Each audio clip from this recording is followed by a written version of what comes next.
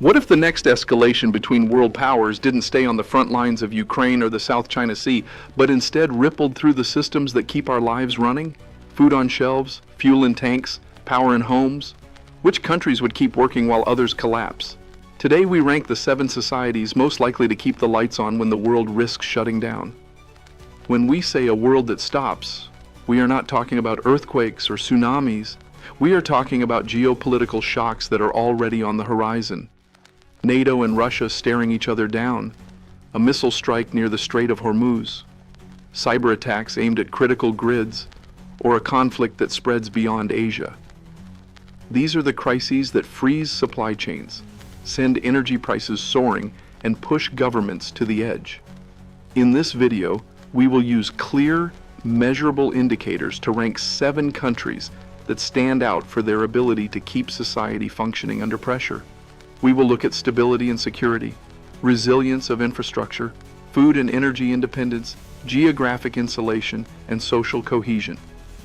You will see why some countries have invested in civil defense while others still depend on luck, and why that difference matters for families from Ohio to Texas. Stay with us until the end, because the lesson is not only about where Iceland or New Zealand rank, it is about what these examples tell us about resilience at home. And if you want more analysis like this, make sure you subscribe to Safety Zone so you never miss the breakdown of the forces shaping your world and your future. Before we reveal the countries, we need to be clear about the yardstick. Safety does not mean beaches far away from the headlines. It means a society that keeps working when stress is at its peak. We break this down into 6 pillars. First is stability, the ability of a government to maintain order without sliding into chaos when outside shocks hit. According to the Global Peace Index, some nations consistently rank as more secure than others, and that difference becomes critical when pressure builds. Second is infrastructure resilience. The NDGAIN index tracks how well countries can withstand disruptions to power, transport, and communications, and those systems are the backbone of daily life. Third is food independence. A country with surpluses in agriculture will always have more room to maneuver than one dependent on imports. Fourth is energy. Nations with strong domestic electricity, whether hydro, nuclear, or renewables, can keep the lights on even if oil tankers stop moving. Fifth is geography. An island far from the front lines has a lower chance of being dragged into a shooting war than a state on a contested border. And sixth is social cohesion, the hardest to measure, but among the most important. Societies with strong trust between citizens and government handle crises better than those divided and suspicious. None of these pillars are perfect on their own, but together they give us a framework to ask the right question. When the world stops, who keeps going? In 7th place is Australia, a vast land with enormous agricultural output and deep reserves of energy, from coal and gas to a growing base of renewables. Australia's sheer scale means it can feed its population and export to others, even if global trade stumbles. Its remoteness from Europe and the Middle East adds a layer of insulation, yet it is not completely detached.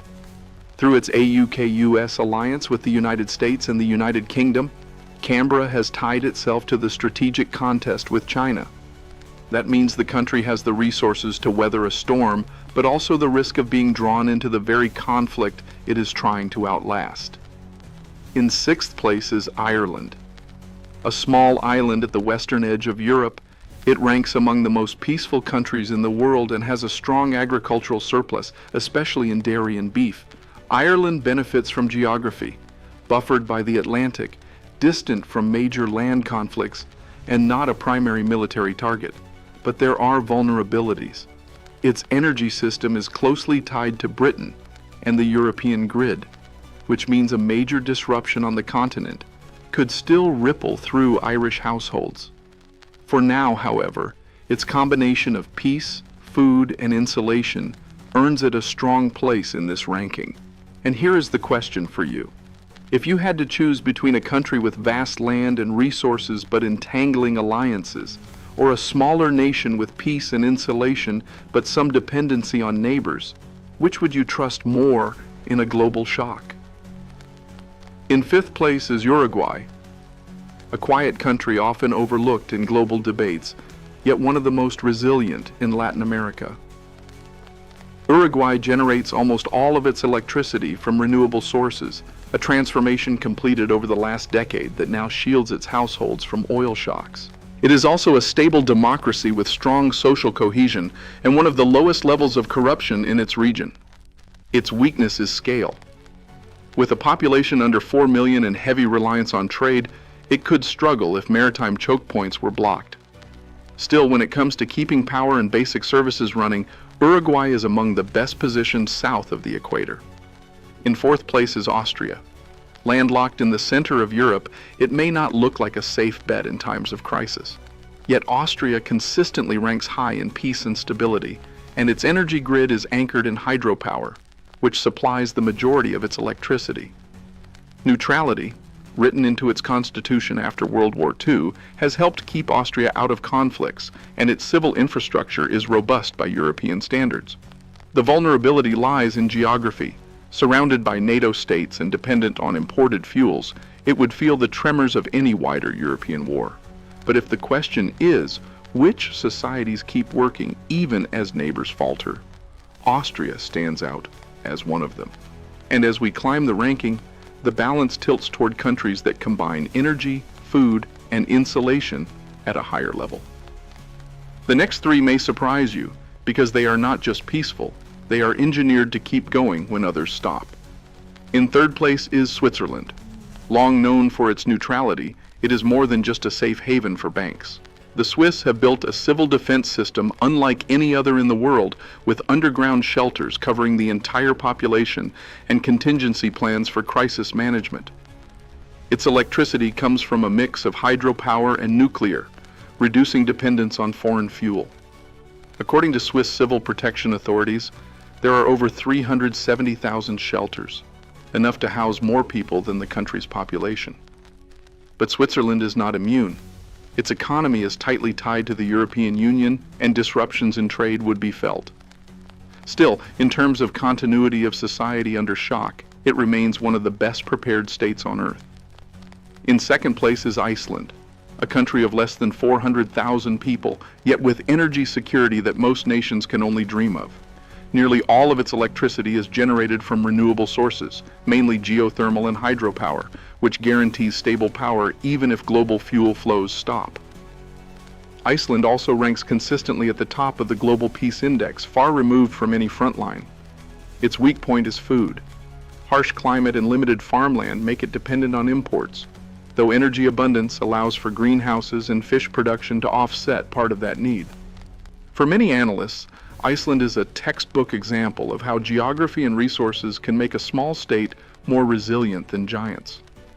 Two countries remain. One a remote island with surpluses in food and power, the other a society designed to be self-sufficient in a way few others can match. The question is, which one truly deserves the top spot? At the very top is New Zealand, an island nation far from the main theaters of war, with a surplus of food production and one of the cleanest energy profiles in the developed world. Nearly 90% of its electricity comes from renewables, primarily hydro and geothermal, which means households and industries would keep running even if oil shipments stopped. New Zealand is also a major agricultural exporter, producing far more dairy, meat, and grains than its population of 5 million consumes.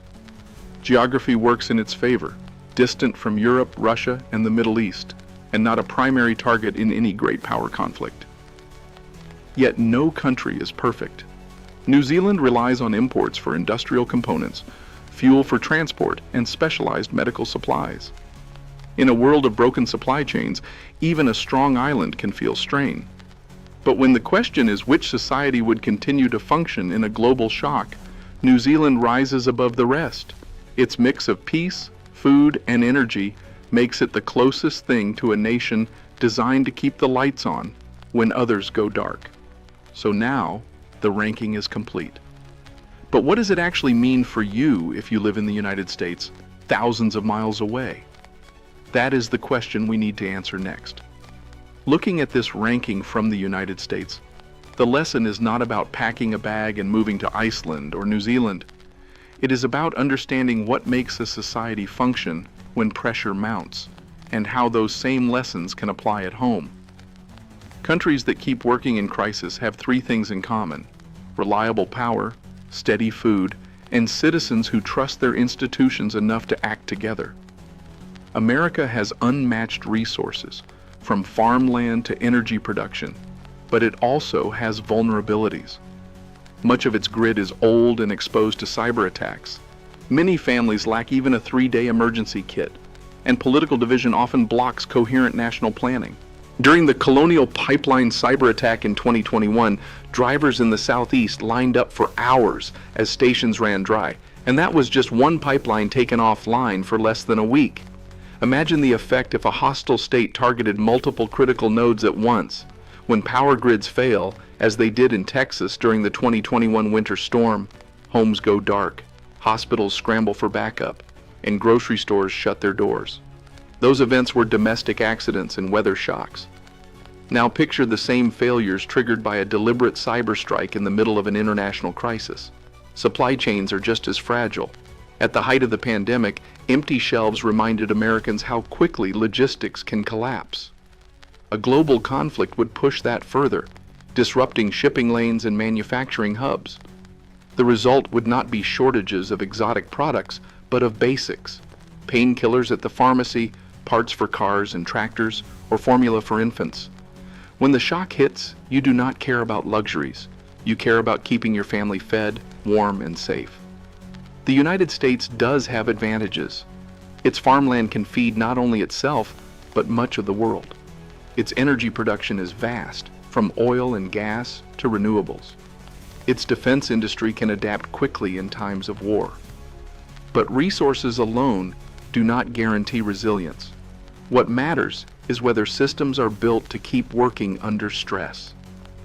In too many areas, America lags. FEMA still recommends that every household have 72 hours of supplies ready, yet surveys show that the majority of families do not meet that minimum. Civil defense infrastructure is uneven, often left to states and counties with no national standard. And trust between citizens and government is eroding, making coordinated response harder when unity matters most. This is the contrast.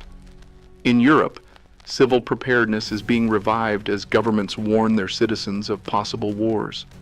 In Finland, food and fuel reserves are planned for months, and shelters are part of daily life. In Switzerland, drills and infrastructure give the public confidence that order will hold even in crisis. In the United States, by contrast, preparedness often sounds like a fringe topic rather than a civic duty.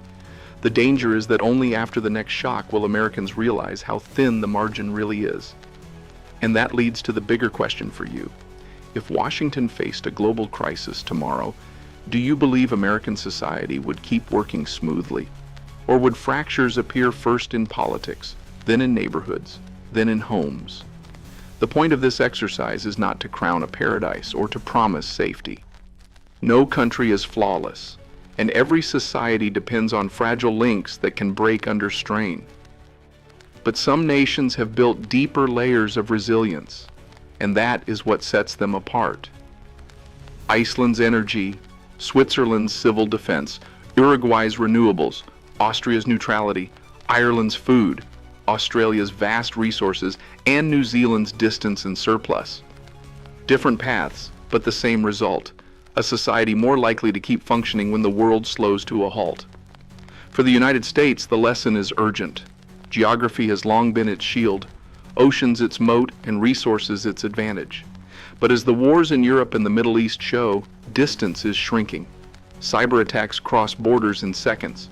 Supply chain shocks arrive in days, and global energy markets can spike overnight. The question is no longer whether America is isolated enough, but whether it is prepared enough. The countries at the top of this list prove that preparation is not fear, it is function. So I leave you with this. If the next global shock comes not next decade, but next month, will America be ready to keep working, or will it be caught assuming that geography alone will save it? If you found this analysis valuable, subscribe to Safety Zone, share this video, and join the conversation in the comments. Which of the 6 pillars, stability, infrastructure, food, energy, geography, or cohesion do you think matters most for America's future resilience?